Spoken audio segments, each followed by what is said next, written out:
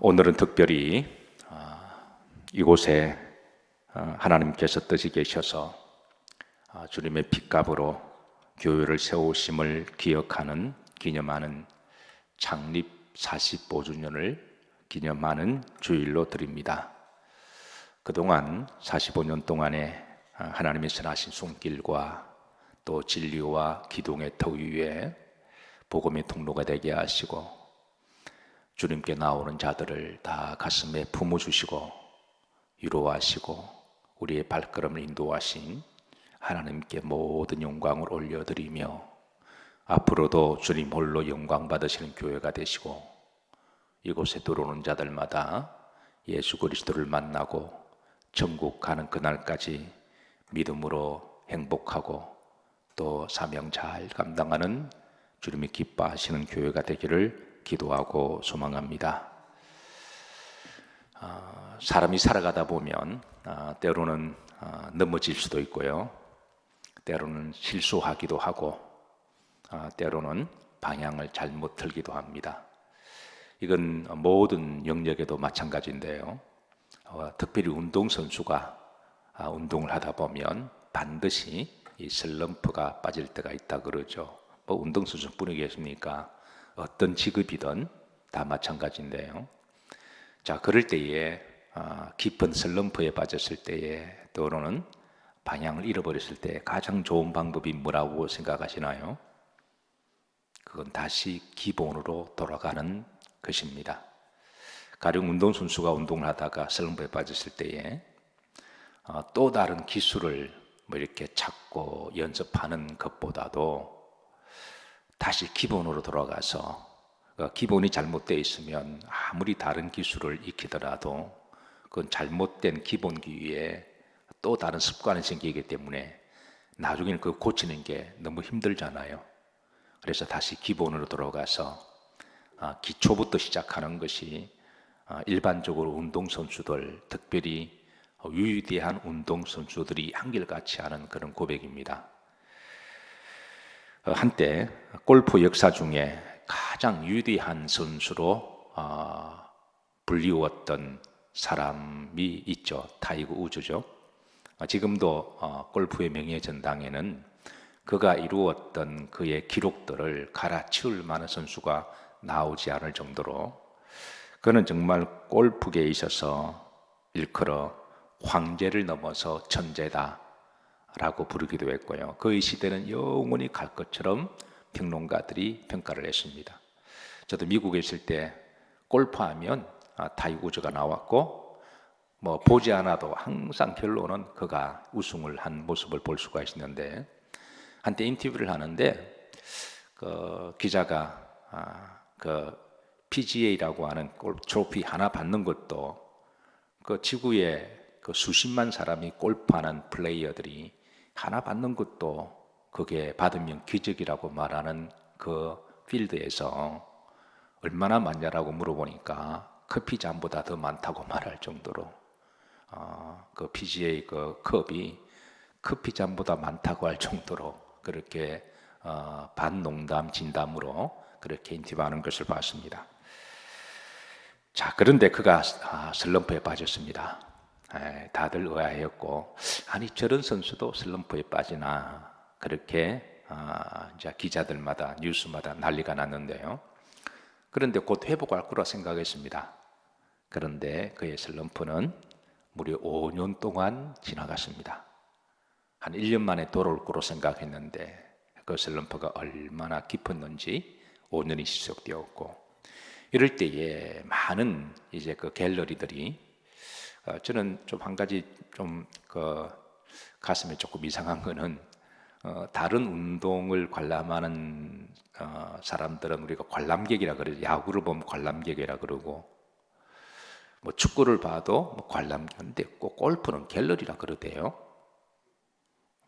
아마 그 품격을 골프를 보는 사람들도 품격을 미술을 보는 사람도 우리가 미술을 갤러리라 그러잖아요. 근데 어쨌든 골프만이 가지고 있는 좀 특별한 것들 위치가 있는 것 같아요. 그래서 어쨌든 사람들도 거기에 대해서 굉장히 의아해하고 말꾸주도 당황해하고 그리고 오래 가니까 그래서 그의 수수 코치가 울프에게 타이구주에게 다음과 같은 제안을 뗍니다. 아무리 당신이 골프를 잘하고 천재라고 할지라도 기본으로 돌아가야 된다. 그때부터 그 엄청난 선수가 기본기부터 들어갔다는 거예요. 그리고 얼마 있다가 다시 황제의 자리로 돌아왔습니다. 우리가 살아가다 보면 몸이 뒤틀어질 때도 있고 또 길을 잃어버릴 수도 있고 실수할 수도 있습니다. 그럴 때마다 기본기로 돌아가는 것이 얼마나 중요한지 몰라요. 성경에 보면 첫사랑을 회복하라는 말씀이 의외로 많아요. 야곱이 루스드라에서 하나님을 체험하고 이제 믿음으로 살기 시작했습니다. 그래서 삼촌 라반의 집에서 20년 동안 잘 버텼습니다. 견디고 버티고 하나님이 그 믿음 보시고 야곱에게 아브라함에게 약속하셨던 하늘의 별처럼 바닷가의 모래알처럼 축복의 문을 열어주셨어요. 야곱을 통하여 12지파가 나오죠. 그리고 나올 때는 엄청난 재산을 가지고 나오죠. 앞으로 받을 축복에 비하면 그것은 서막에 불과했습니다. 그런데 그런 그도 이제 거부가 되어서 가나안 땅에 정착해서 살다가 그가 이제 방향을 좀 벗어나기 시작했을 때 그때 하나님께서 야곱에게 베델로 올라가라 그러셨어요.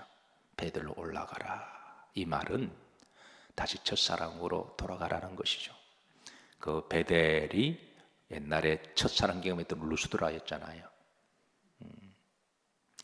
아담이 범죄를 했습니다. 근데 하나님이 찾아오셔서 내가 어디 있느냐라고 물으신 거는 그거는 기본적인 본질의 질문입니다.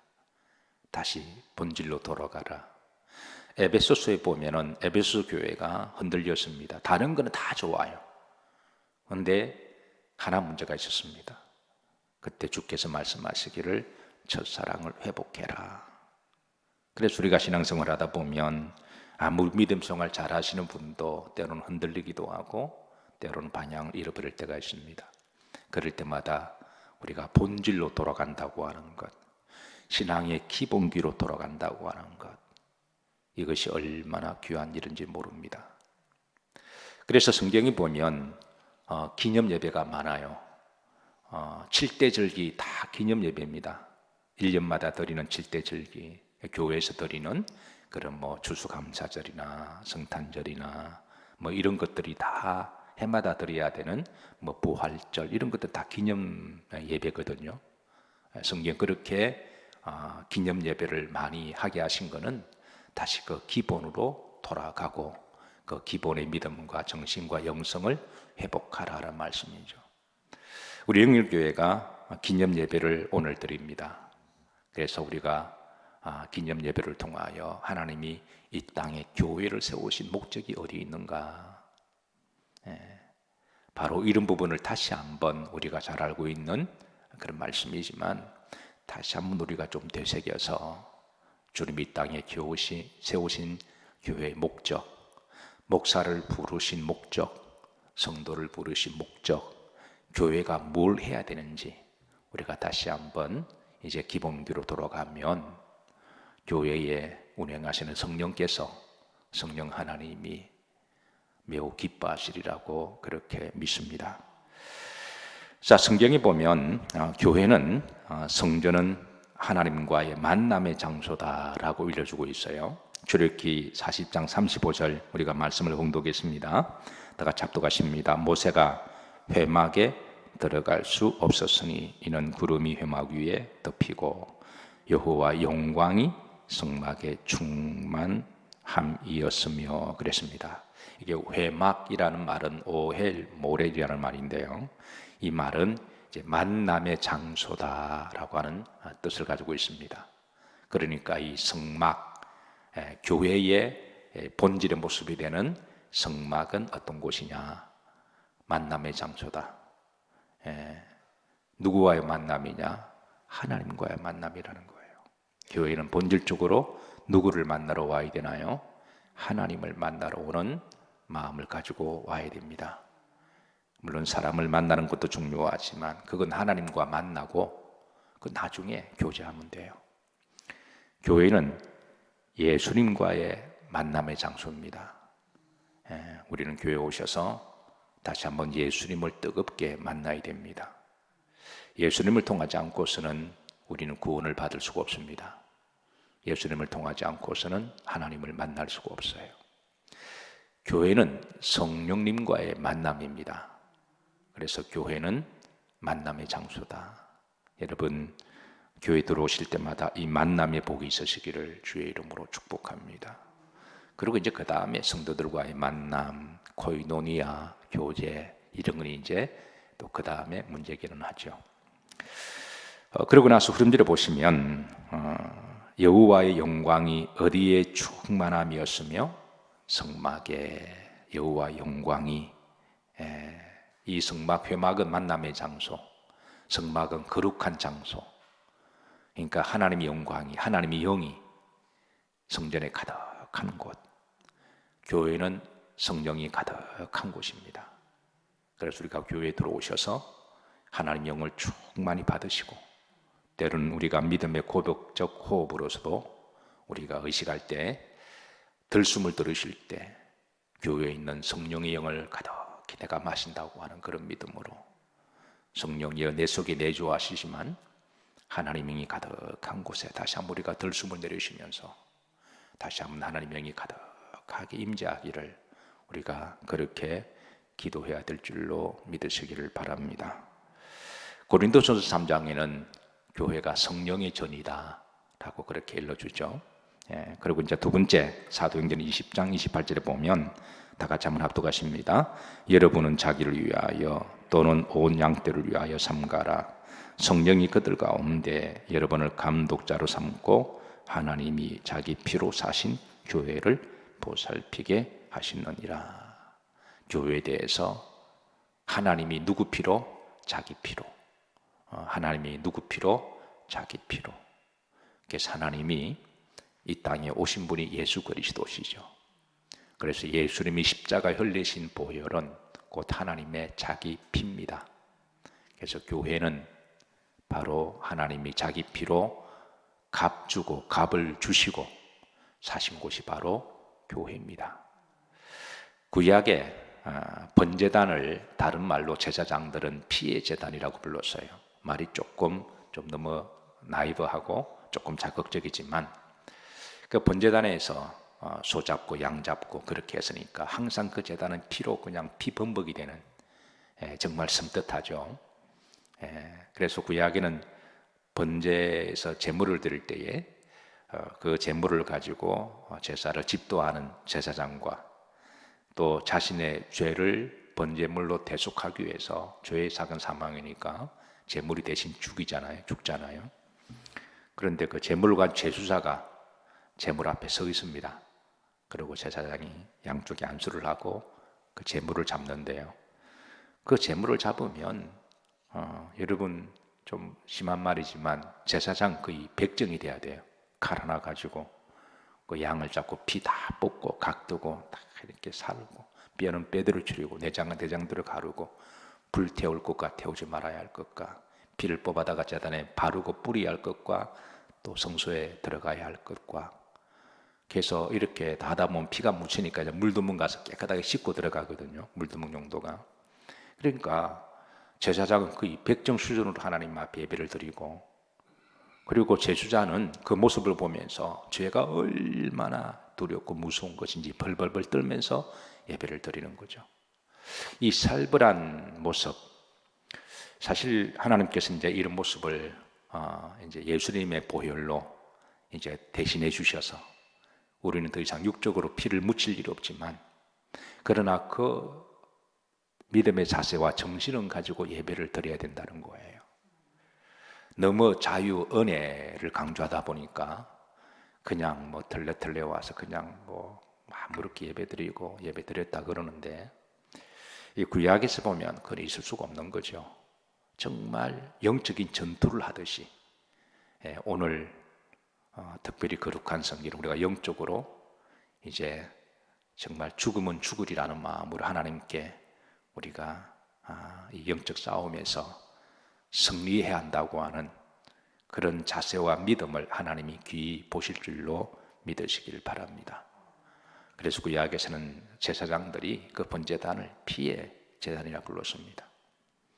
신약에 와서 이 강단은 피의 강단이 되어야 돼요. 어떻게 하든 예수 그리스도의 보혈을 우리가 잊지 않아야 되고, 그리고 우리가 특별히 다른 날도 그렇지만 주일날은 믿음으로 우리가 승리해야 됩니다. 그래서 우리가 주일날은 좀 힘들고 어렵지만 새벽부터 저녁 늦은 시간까지 온전한 주님의 날이니까 번제물의 불로 다 태워지듯 우리가 다 태워져서, 우리가 흔히 젊은 사람들이 하얗게 불태웠다라는 말을 좀 잘 사용하더군요. 어떤 일을 하고 하얗게 불태웠다. 우리 그리스도인들이 주일날은 주일 저녁 예배를 마치고 집으로 돌아갈 때 하얗게 불태웠습니다. 그렇게 하나님께 아름다운 보고를 드리면 하나님이 귀히 보시고 지키시고 축복하실 줄로 믿으시길 바랍니다. 자, 세 번째 교회는 천국의 모형입니다. 사실 제가 제일 좋아하는 말씀이기도 해요. 교회가 어떤 곳인가? 저는 이것 말씀을 기억하고 묵상할 때마다 너무너무 고맙고 감사하고 소망이 되고 기쁨이 됩니다. 다 같이 한번 합독하시죠. 그들이 섬기는 것은 하늘에 있는 것의 모형과 그림자라. 모세가 장막을 지으라 할 때에 지으심을 얻은 것 같으니 이르시되 삼가 모든 것을 산에서 내게 보이던 본을 따라 지어라 하시느니라. 제가 목사로서 가장 개인적으로 교회론에 대하여 좋아하는 말씀 중에 하나다 보니까 제가 이 부분을 좀 자주 강조하기는 해요. 그래서 교회는 하늘에 있는 성전, 하나님의 장막의 모형과 그림자다. 그래서 하나님이 모세에게 장막을 지으라고 말씀하실 때는 이 멋대로시라고 말씀 안 하셨어요. 너희 중에 건축 잘하는 사람 불러다가 설계 잘하는 사람, 그 세상 건물을 질 땐 그렇게 하는 것이지만 하나는 모세에게 이렇게 하라. 25장부터 40장까지 일일이 다 간섭하십니다. 그냥 잘하는 사람한테 그냥 맡기도 될 만도 한데, 근데 일일이 다 간섭하신 것은 이 땅에 있는 교회는 하늘에 있는 그들의 본을 따라 하나님이 지으시기 때문에 그러신 것이죠. 그래서 우리는 이 땅에 교회를 들어오고 나가면서 우리가 장착해야 될 하나님의 장막을 우리가 바라보는 믿음으로 들어오셔야 돼요. 계시록 21장 3절에 보면 내가 들으니 보좌에서 큰 음성이 나서 이르되, 사도 요한이 하나님의 천상의 모습에서 보좌에서, 하나님 보좌에서 큰 음성이, 천사들의 큰 음성, 그 엄청 큰 음성이 들었습니다. 보니까 따라서 하십니다. 보라, 하나님의 장막이 사람들과 함께 있음에, 하나님은 그들과 함께 계셔서 그들은 하나님의 백성이 되고 하나님의 친히 그들과 함께 계시리니. 그러니까 하나님의 장막이 사람들과 하나님의 백성 자녀들과 함께 있음을 그렇게 말씀하시죠. 그래서 성전은 기본적으로 하나님의 집이라고 부르죠. 이 땅에 있는 집, 하나님 영이 임재하는 곳, 그리고 우리가 이 땅에 들어오면서 장차 영원히 살아가야 할 하나님의 집을 사모하면서 우리는 교회로 들어왔다가 교회를 통하여 우리는 나그네 정이 마치면 우리가 하늘나라로 가는 줄로 믿으시기를 주의 이름으로 축복합니다. 교회가 얼마나 복된 곳인지, 교회가 얼마나 거룩한 곳인지, 교회가 얼마나 천국의 통로인지. 사랑하는 성도 여러분, 성도가 받을 복 중에 하나가 교회의 복이 있어야 돼요. 어떤 사람은 어떻게 하다 보니까 가는 교회마다 싸우고 문제가 있고 분쟁하고 어찌 이래도 교회 복이 없냐 한탄하시는 분이 계시는데요. 여러분, 교회 복이 있는 게 복입니다. 여러분 한평생 교회 복이 있으시기를 주의 이름으로 축복합니다. 자, 역대하 7장 16절 한 구절 보고 마치도록 하는데요. 하나님이 교회를 얼마나 사랑하시는지 솔로몬이 성전을 건축하고 하나님께 봉헌 예배를 드리고 난 다음에 하나님이 친히 하신 말씀이에요. 다 같이 한번 합독하시죠.